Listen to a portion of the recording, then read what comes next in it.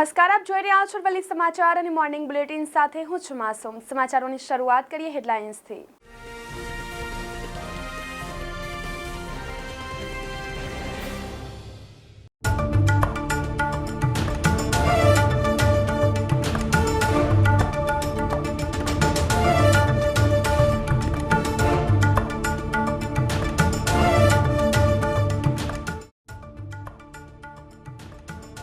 બાયડમાં પરશુરામ જયંતિની શોભાયાત્રા કાઢવામાં આવી। પોલીસના ચુસ્ત બંદોબસ્ત સાથે શોભાયાત્રા કાઢવામાં આવી।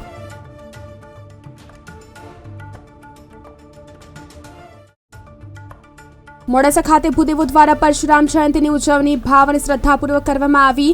બ્રહ્મ સમાજ દ્વારા પરશુરામ ભગવાનનું પૂજન અર્ચન બાદ શોભાયાત્રા કઢાઈ।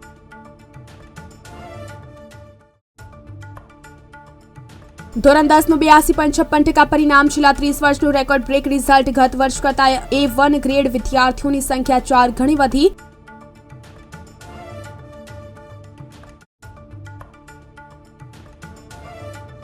અખાત્રીજથી માવઠાના એંધાણ। આગામી 7 દિવસ રાજ્યમાં છૂટાછવાયા વરસાદની આગાહી। 3 દિવસ બાદ તાપમાનમાં 3 ડિગ્રીનો ઘટાડો થશે।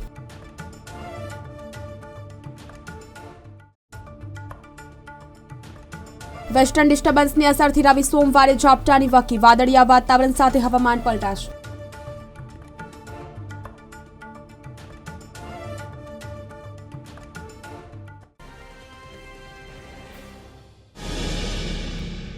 મોડાસા તાલુકાની સીએમ સુથાર હાઈસ્કૂલ જીતપુરનું ગૌરવ। ધોરણ 10ની બોર્ડની પરીક્ષામાં નિધિબેન મહેન્દ્રભાઈ પટેલ 93.50% સાથે મરડિયા સેન્ટરમાં પ્રથમ નંબર પ્રાપ્ત કર્યો છે। ત્યારે મોટી ઇસરોલ ગામનું ગૌરવ અને સ્કૂલનું નામ રોશન કર્યું છે। તો જીતપુર હાઈસ્કૂલના શિક્ષકો દ્વારા અને પ્રમુખ શામળભાઈ મૂળચંદભાઈ દ્વારા શુભેચ્છાઓ પાઠવવામાં આવી હતી। મારું નામ પટેલ નિધિ મહેન્દ્રભાઈ છે। હું અત્યારે હાલમાં શ્રીમતી સીએમ સુથાર હાઈસ્કૂલ જીતપુરમાં અભ્યાસ કરું છું। મારે ધોરણ 10માં 93% આવેલા છે અને મારા પપ્પા મને ખેતી કરીને ભણાવી રહ્યા છે। હું આગળ 11 સાયન્સમાં જવા માંગુ છું અને હું દરરોજ સ્કૂલમાંથી આવીને 3 થી 4 કલાક અભ્યાસ કરતી હતી। તેથી હું જણાવવા માંગુ છું કે સર્વ વિદ્યાર્થીઓએ પોતાનું કામ રોજબરોજ કરવું જોઈએ અને મહેનત કરવી જોઈએ, ત્યારે આપણને સફળતા મળી શકે છે। મેઘરજમાં મતદાનના દિવસે પ્રદેશ યુવા ભાજપ નેતા પર હુમલાનો મામલો। સર્વ સમાજ દ્વારા મોડાસા કલ્યાણ ચોક ખાતે યુવાનો એકઠા થયા। મોટી સંખ્યામાં યુવાનોએ ન્યાય માટે દેખાવો યોજ્યા। તો હુમલાને પૂર્વ યોજિત કાવતરું હોવાનો આક્ષેપ કર્યો। તો હુમલા પાછળ કાવતરું રચનારને ઝડપી લેવા માંગ ઉઠી છે। તો સોમવારે સર્વ સમાજ દ્વારા જિલ્લા કલેક્ટરને આવેદનપત્ર આપવામાં આવશે। તો મેઘરજમાં મતદાનના દિવસે પ્રદેશ યુવા ભાજપ નેતા પર હુમલાનો મામલો। સર્વ સમાજ દ્વારા મોડાસા કલ્યાણ ચોક ખાતે યુવાનો એકઠા થયા હતા। તો મોટી સંખ્યામાં યુવાનોએ ન્યાય માટે દેખાવો યોજ્યા। તો હુમલો એ પૂર્વ યોજિત કાવતરું હોવાનો આક્ષેપ કરવામાં આવ્યો છે। હુમલા પાછળ કાવતરું રચનારને ઝડપી લેવા માંગ કરી છે। નામ પટેલ કરણ છે। લોકસભાની ચૂંટણી દરમિયાન મેઘરજ તાલુકા પર પ્રદેશ ભાજપના યુવા નેતા શ્રી હિમાંશુભાઈ પર જે હુમલો કરવામાં આવ્યો પથ્થર વડે, એને અમે સખત વખોડીએ છીએ। આ હુમલાના આરોપી 5 આરોપીની ધરપકડ કરવામાં આવી છે અને આ 5 આરોપીના પાછળ જે કાવતરું કરનાર માણસોને જલ્દીથી પકડવામાં આવે અને આગળની કાર્યવાહી કરવામાં આવે એવી અમારી સર્વ સમાજ વતી માગણી છે। અમે કલેક્ટર સાહેબને આવેદનપત્ર આપવાના છે। એસપી કચેરી પણ એસપી મેડમને પણ આવેદનપત્ર આપવાના છે। ભાજપના કાર્યકર હિમાંશુભાઈ પટેલ ઉપર જે હુમલો થયો એ ત્યાં પ્રદેશમાં જાણ કરવામાં આવી હતી? હા, પ્રદેશમાં આની નોંધ લેવામાં આવી છે। ઉત્તર ગુજરાતમાં શુક્રવારે નૈઋત્યના પવનથી ગરમી 2 ડિગ્રી ઘટી હતી, પરંતુ હવામાં ભેજનું પ્રમાણ વધતા અસહ્ય ઉકળાટ રહ્યો હતો। મહેસાણામાં 39.5 ડિગ્રી ગરમી નોંધાઈ હતી।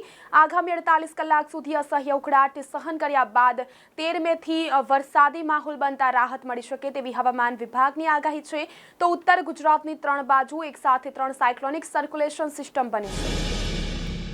વલભીપુર તાલુકામાં ખેડૂતોએ દેશી કપાસનું વાવેતર કરેલ છે। તેવા ખેડૂતોને દેશી કપાસના ભાવ પર્યાપ્ત નહીં મળતા રાતા પાણીએ રડવા સાથે ભારોભાર પસ્તાવાનો સમય આવ્યો છે। વલભીપુર તાલુકા તેમજ જિલ્લામાં આવેલ ભાલ પંથકના ગામડાઓમાં આજે પણ મોટા ભાગના ખેડૂતો દેશી કપાસની ખેતી કરે છે, જેમાં કોઈ જ રાસાયણિક દવા કે ખાતર વગર પ્રાકૃતિક રીતે કપાસ પકવે છે।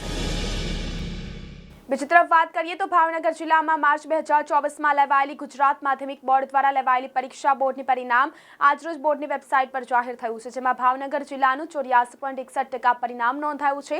ગત વર્ષ કરતાં આ વર્ષે 15%નો વધારો થયો હતો. માર્ચ-એપ્રિલ 2024માં લેવાયેલી ધોરણ SSCની પરીક્ષાનું પરિણામ આજે શનિવારના રોજ સવારે 8 કલાકે વેબસાઇટ પર ઓનલાઈન જાહેર કરવામાં આવ્યું હતું.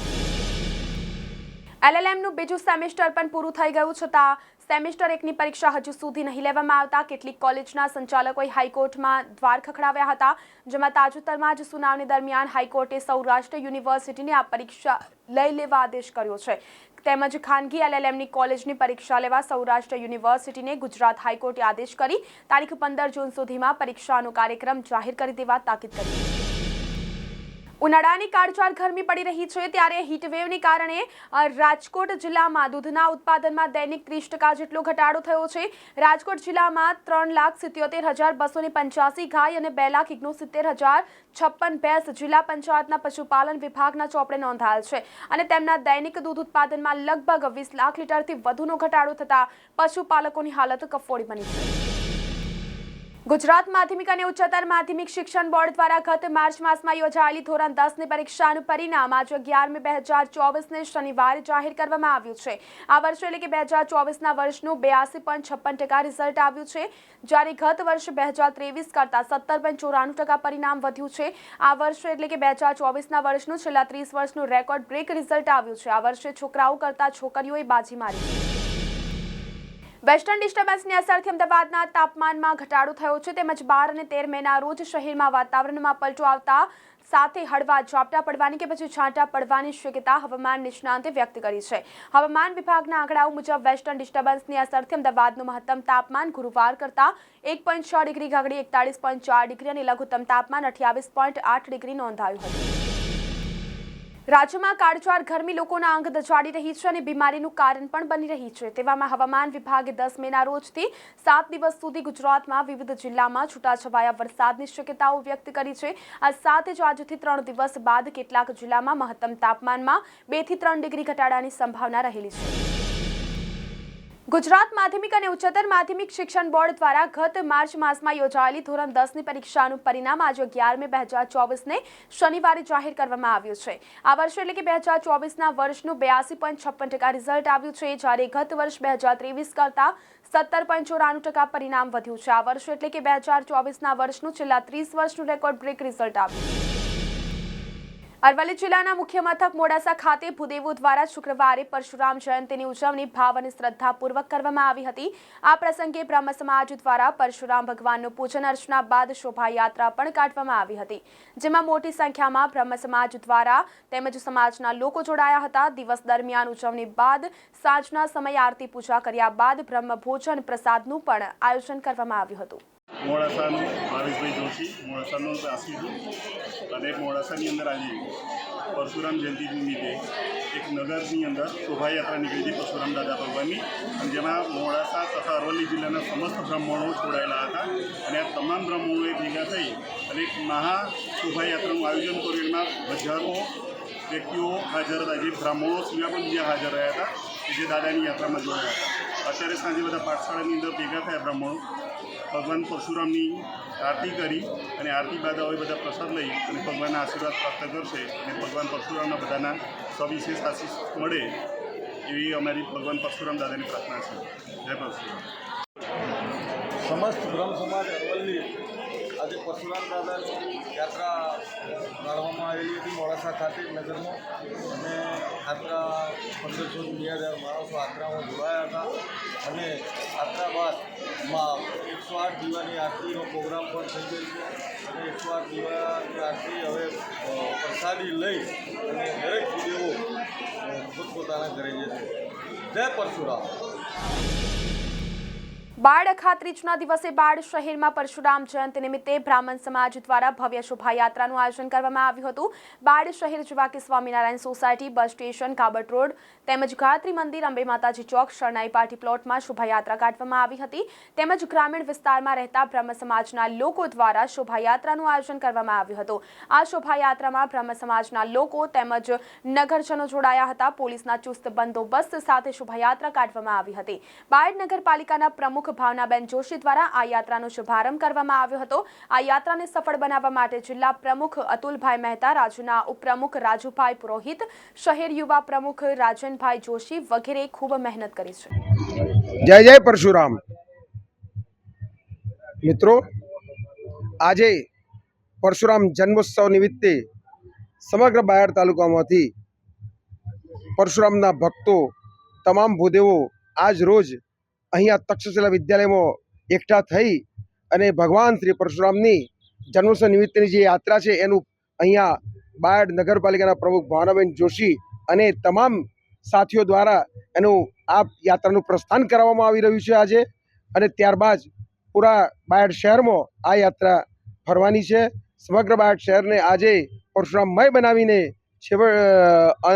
એના અસ્ત મતલબ અલ્પરામ રૂપે છેક શરણાઈ પાર્ટી પ્લોટ પાસે જવાની છે અને ત્યાં આગળ સૌ ભૂદેવો યાત્રાના અંતે ભેગા થઈ અને ભોજન પ્રસાદી લેવાના છે।